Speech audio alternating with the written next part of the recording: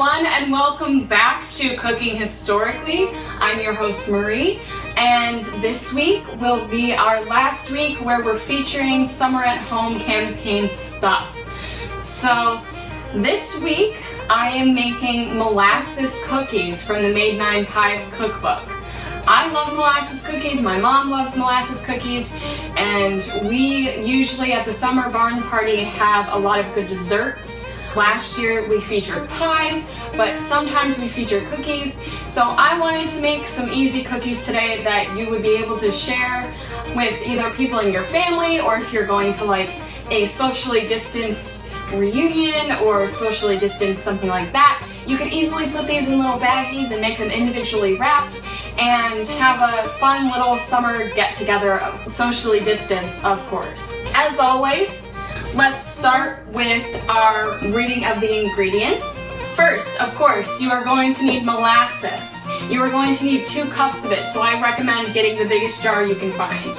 Next, we are going to need a half a cup of sugar, some salt, 12 tablespoons of shortening, any shortening of your choice, 10 tablespoons of warm water. It says here 2 heaping tablespoons of baking soda, a teaspoon of ginger, and 6 cups of flour. So, let's get to it.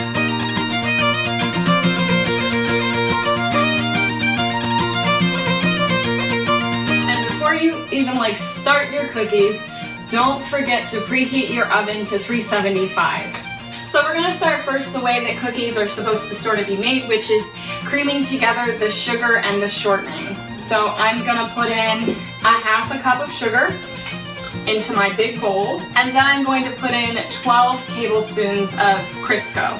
I'm using Crisco, but again, you can use any shortening of your choosing. And 12 tablespoons is also equivalent to 3/4 of a cup if you're using shortening in that sort of form. I'm using it in a bar form, so it tells me how many tablespoons I have on it. So next, I'm going to cream together my shortening and my sugar, which just means mixing it together. So I've got my shortening and my sugar creamed together, so the next thing I'm going to do is add my baking soda. I'm going to add ginger, and then I'm going to start adding my flour.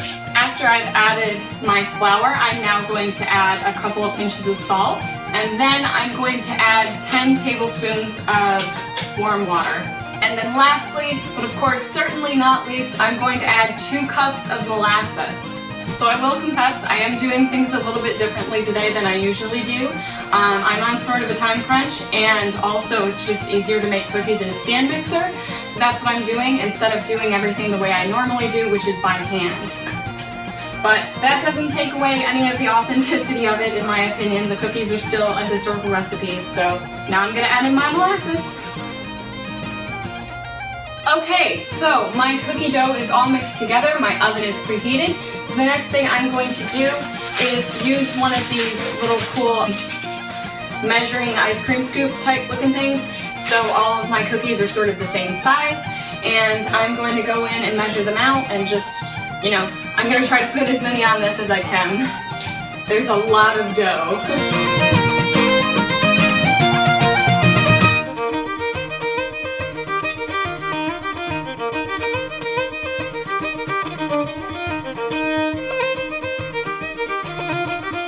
So I fit exactly a dozen cookies on my baking sheet, so now I'm going to put them in the oven for about 10 minutes, or however long it looks like they're cooked till, because the recipe does not specify. And since there was so much dough, I'm just gonna wrap it up in saran wrap and put it in the fridge and save it for a rainy day, because there's no way that we're gonna eat nearly as many cookies this quickly as we would need to finish off this dough. So you can always do that if you have way more cookie dough than you actually need. So just saran wrap it, throw it in the fridge, save it for a rainy day. Into the oven they go.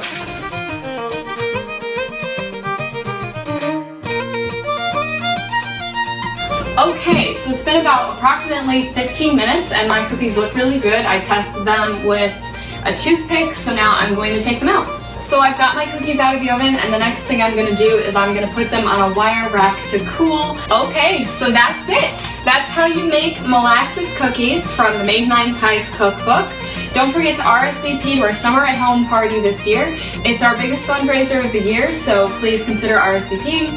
And I'm also going to take this minute to let you guys know that I will be taking a little break next week, a little hiatus, recharge that I really need.